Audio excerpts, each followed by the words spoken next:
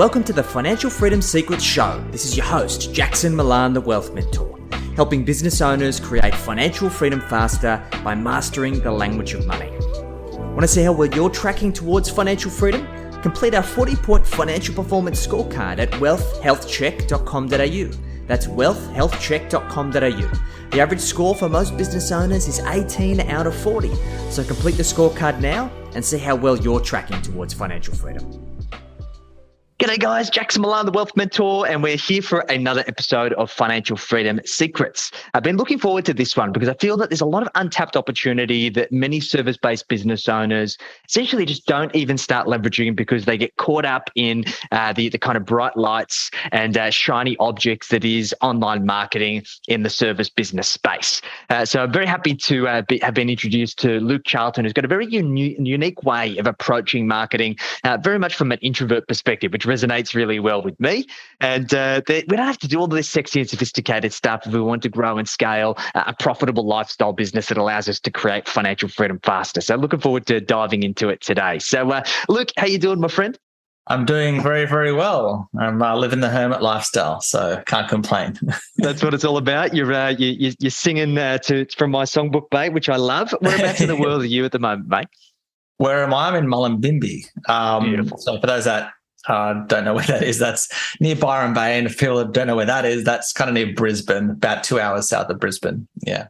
It's a gorgeous part of the world. We spent a bit of time there when we were traveling around Australia in our four-wheel drive, and that area just has a certain soul, a certain feel about it. Isn't it? Yeah. It's very different. It's very bohemian. It's very alternative, but it's super friendly. Yeah, the whole area, I think, is called the Northern Rivers. Is probably the catch-all type of. There's lots of river inlets around here.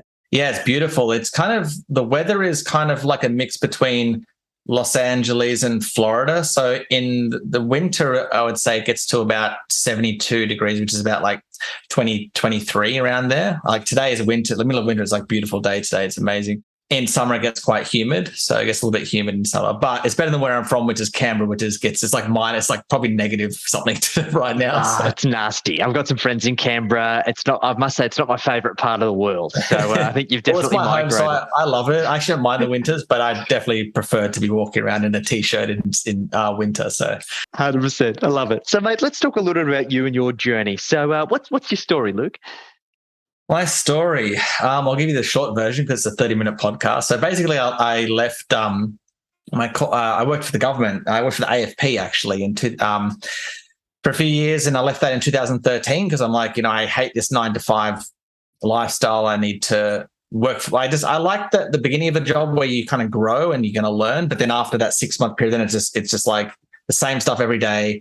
And I got more and more depressed basically working in that 9-to-5. So I took the leap and I moved to London because I thought, well, there's more people in London than there is in Canberra. So that must mean it must be easier to get clients. And it was not the case. I basically bombed. I got one client in 12 months to give you an idea of how spectacularly I failed.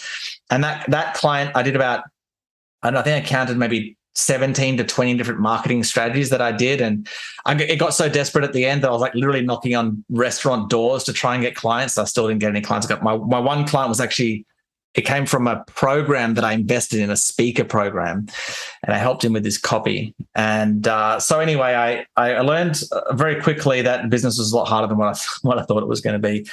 Yeah, through just lots of trial and error and hiring really bad mentors and then hiring some really good mentors, I kind of figured out what actually works. It's through a lot as a trial and error and persistence. I didn't give up. I think it's because I saw this as my career. I think a lot of people give up because they feel like, if I don't get to 6 figures in like the next 90 days, well, I'm just going to get a job, right? They don't see it. I didn't see that as an option to go back to 9-to-5. And I think that's what kept me going.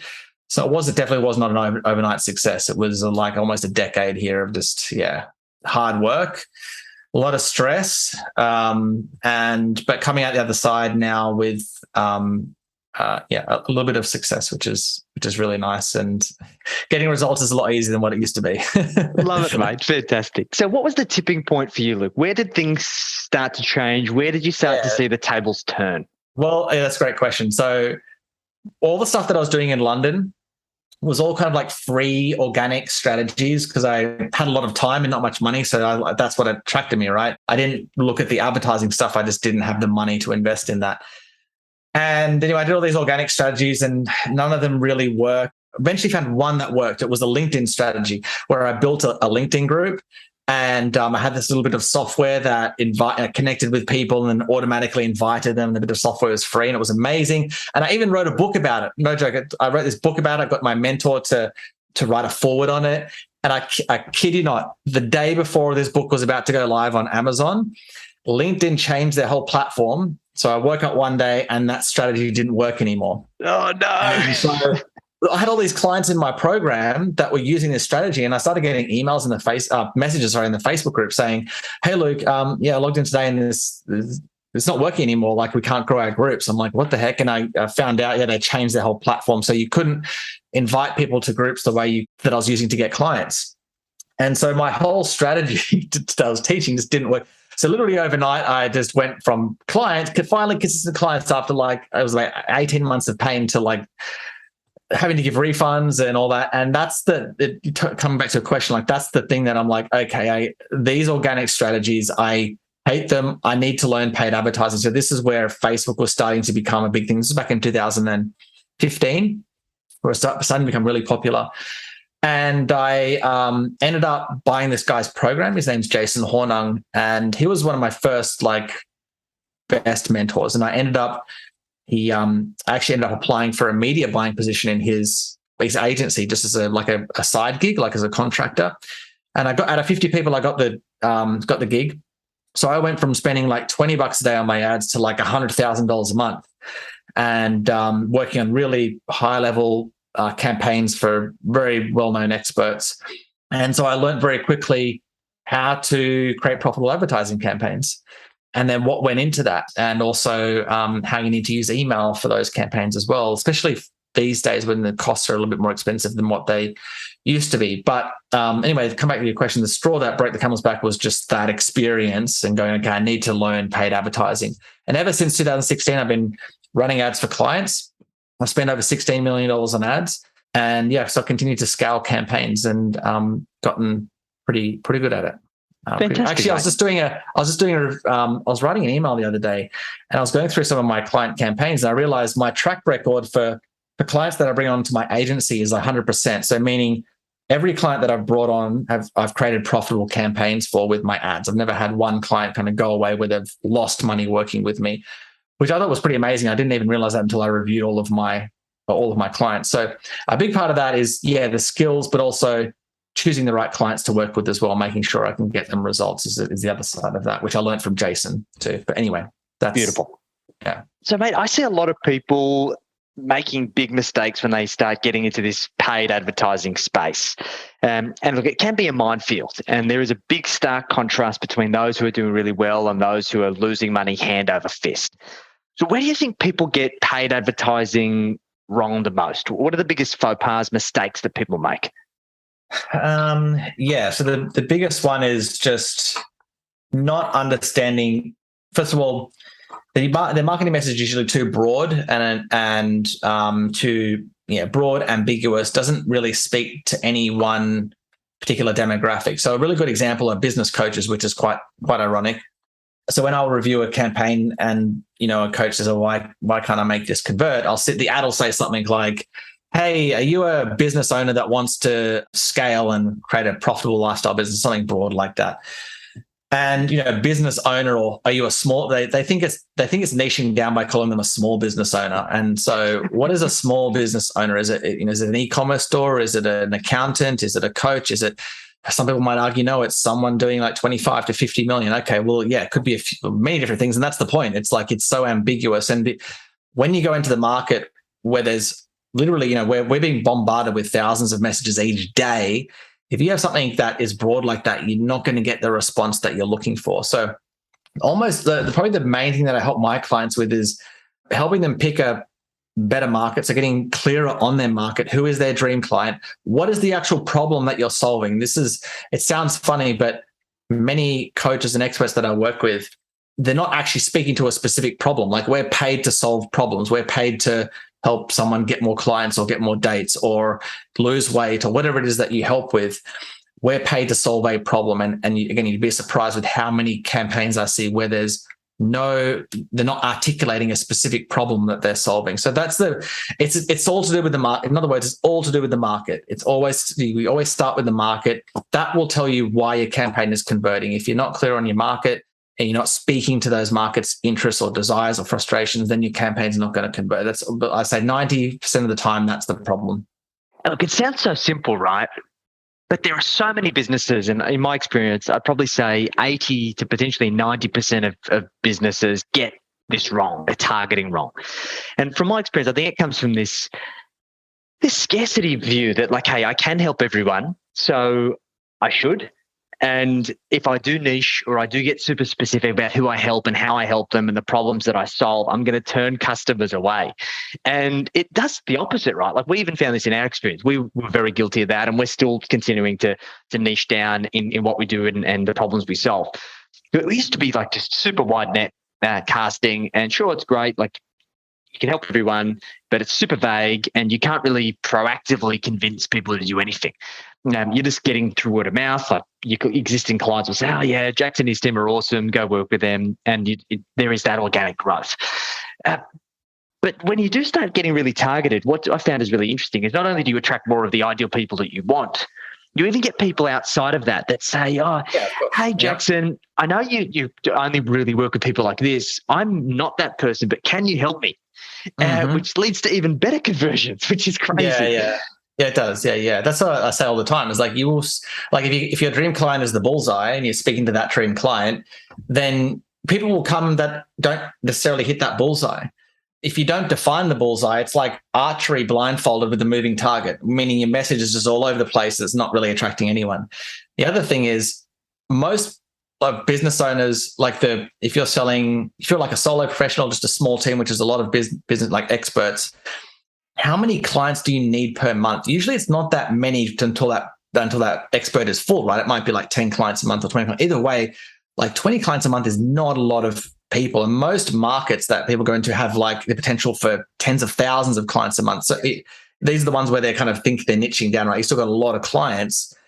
And so, like, you're never going to tap out that market. I think I read the other day, like, most niches you can probably scale to like 7 to 8 figures before you even have to go broader, right? It was Alex Hormozi's book that I read that in, his $100 million office book, which is I agree with. Like, the point is, you don't actually need a lot of clients. So, and also you don't have to turn away business. If someone comes to you and you can help them, it doesn't mean, oh, sorry, I only work with this specific demographic that live in this area that has a mortgage and 2 kids. And no, that's not the point of defining the dream client. It's so you have a better marketing message. And then if you can help them, Love it. This is perfect.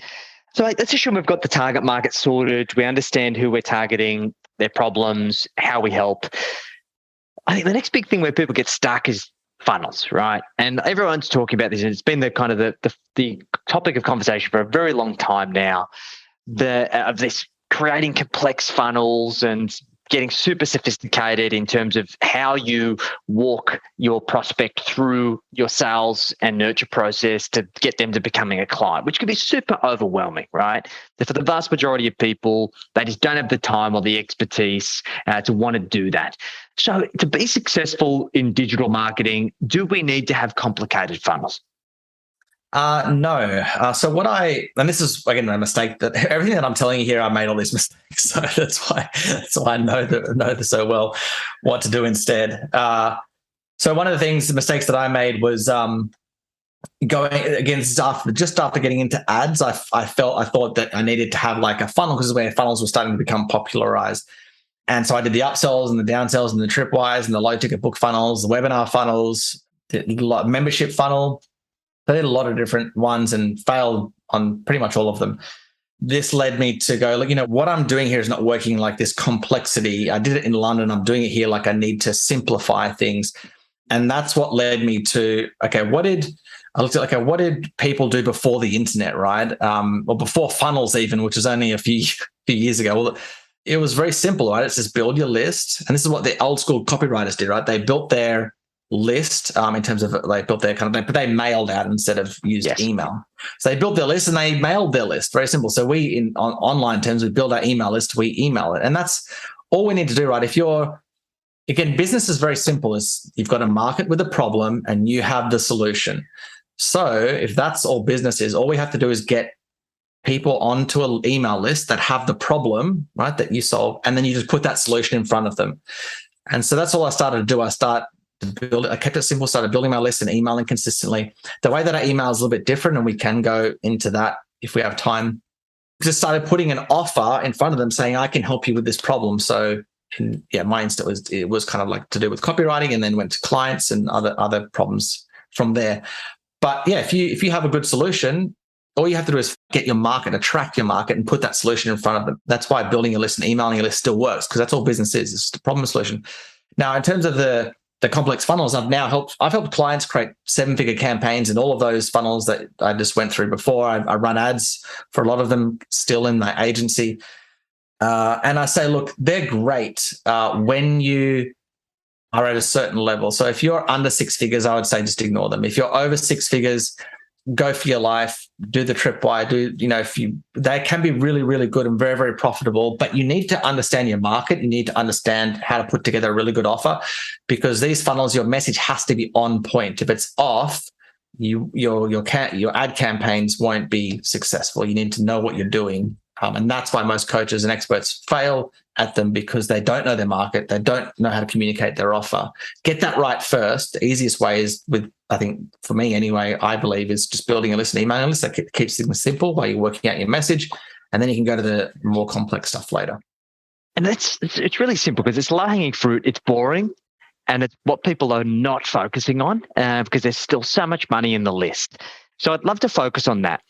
Email, there's email and there's email. And I know that I've got some lists that as soon as I get an email, I'm unsubscribing. It just sucks. It's just like very traditional newsletter style. Typically anything that I see that has images or formatting or some sort of like template in it, I'm like, no, unsubscribe.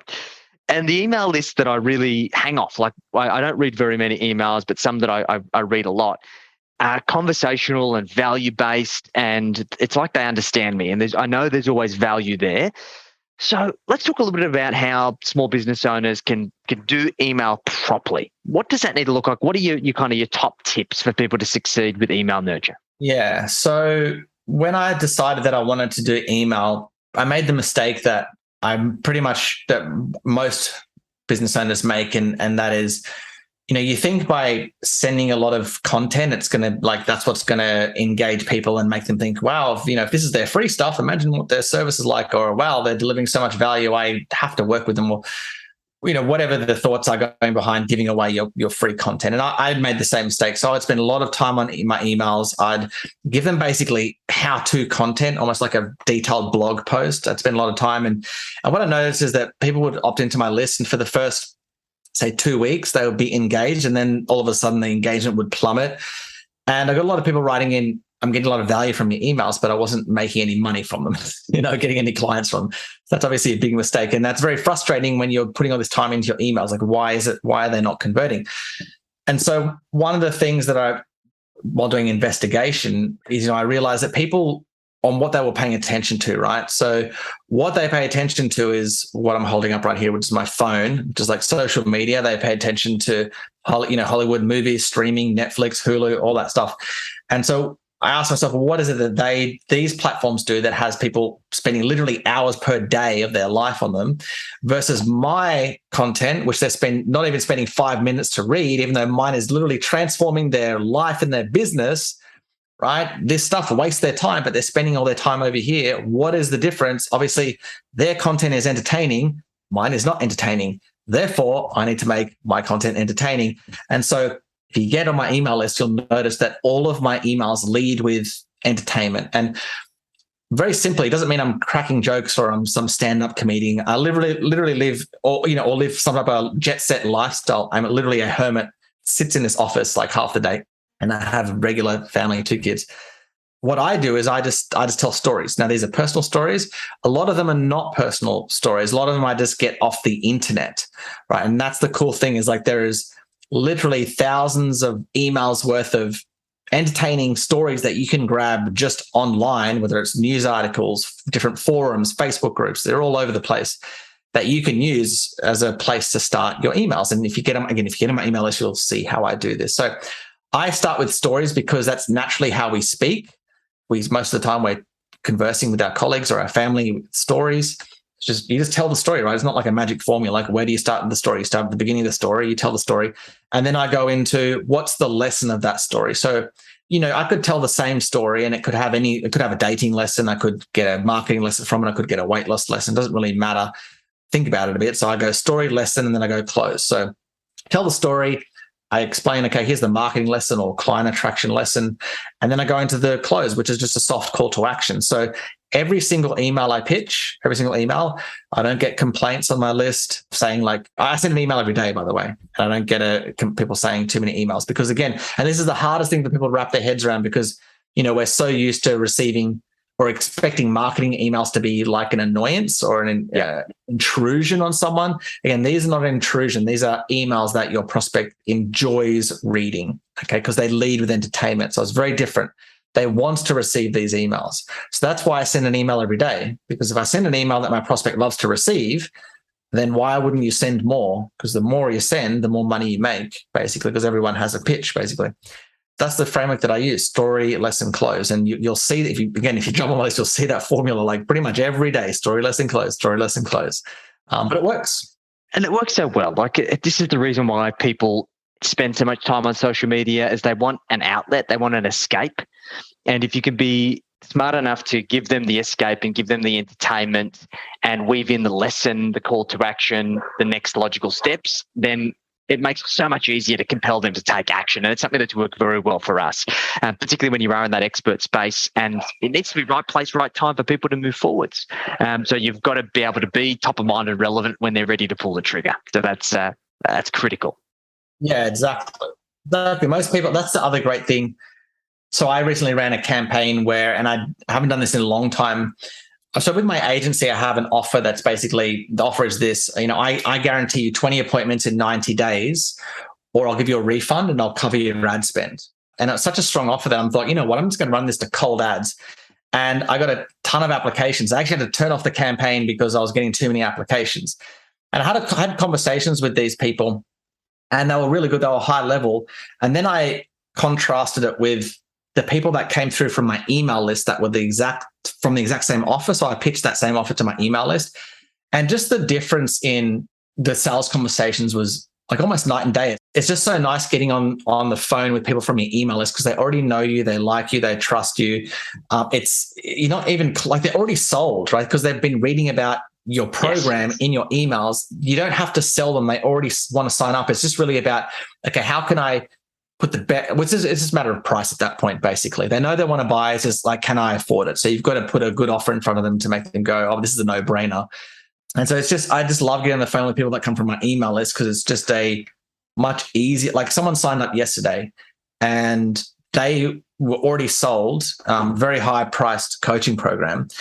And I didn't even have to mention they already wanted to sign up. I didn't even mention the price. They already knew that they wanted to work with me just because they'd seen me at other places and my email list. And they'd said they've been watching all my videos and reading all my emails. And it's a totally different prospect than someone coming from an ad that's totally cold. And that's why I love just email follow-up. It's such a easy way to attract clients and sign up. It's the absolute dream, mate. And I had a similar example yesterday. We had a client sign up to our top level program. And he said, Jackson, I saw this email like a couple of weeks ago that spoke about XYZ and it really struck a chord with me. And that was what got me over the line. And I'm like, And look, it's funny that sometimes you get frustrated with a lot of these things that you're doing. You're like, we're putting all this energy and spending a lot of money on these things. Is it actually working? And it's interactions like this that just reaffirm that it's just the foundational stuff that you need to do in your business that is going to always push the needle forwards, and you add other layers to it over time. So it's just a non-negotiable. It doesn't matter what business you're in. If you're selling high-ticket services, if you're not doing this, you're leaving money on the table. Huge. Well, most people are not ready to buy, but will be like every market. Most people are not ready to buy, particularly high-ticket services today, but they will be in the future. right? So that I would say, and Chet Holmes, this is a guy that was Tony Robbins' business partner. He's not alive anymore, but he did like a lot of research, and it was about 3% are ready to buy today. The next 6 to 7% of the market are not ready, but they're kind of open to it if you put a good offer in front of them. Then the next 30% are not ready today, but will be in the future. And then the other ones are kind of not really thinking about it. So that big 30%, like that blue ocean, is where most business owners are not marketing to, just because they just couldn't be bothered sending an email, right? A regular follow-up email. So if you do that, and when they are ready to buy, who are they going to think about? They're going to think about you, and they're going to jump on the phone with you. Makes a lot of sense, mate. This is all just common sense stuff. And that just goes to show you don't need the sexy and sophisticated to be on the cutting edge of marketing. What's interesting is that what has always worked typically always will work. It's just various iterations with technology and changing at the times that we need to adapt for. And it just goes to show that stick to the tried and true, and that's where a lot of the value is. Exactly. I like the boring stuff. I like the stuff that you've already heard about before, like the fundamentals, like, pick a niche, craft your offer, build your list. I've heard of that before. That's what I like. Stuff that people think is boring. This is why I have silver. See this? I'm holding silver in my hands. This is why I love silver, because everyone thinks it's boring, but very soon the boring silver is going to be worth a lot of money when people realize that their fiat currency is worth nothing. Anyway, I like the boring stuff. Love it. Fantastic. So, mate, who's an ideal client for you? So I market specifically to coaches. Like, that's who I run my ad campaigns are specifically written for coaches. So that's like health coaches, weight loss coaches, other marketing coaches. I've worked with accountants, lawyers. So basically high ticket service-based businesses is my market. So if that's your market, then if that's you, then this process, building a list, emailing a list, basically works for any business. But that's who my message would resonate with the most if you get on my list. Yeah. Fantastic, mate. And if anybody's listened to this or watched this podcast and they'd like to get in touch to chat how you might be able to help, what's the best way for them to connect with you? The best way is just jump on the list and just read some of my emails, and you'll see the strategy, how it works. You'll see how simple it is. Just go to 9emailoffice.com. So that's the number 9, emailoffice.com. So there's a free guide you'll get that is it's a list of email offers that you can send out to your own list. See if you can bring in some more appointments with those. But other than that, go check that out and then jump on the list and start reading the emails. And I think you'll get some value from them. Fantastic. We'll include that link in the show notes. So, Luke, you have to leave us with one piece of gold for people to take away and implement. What would that be?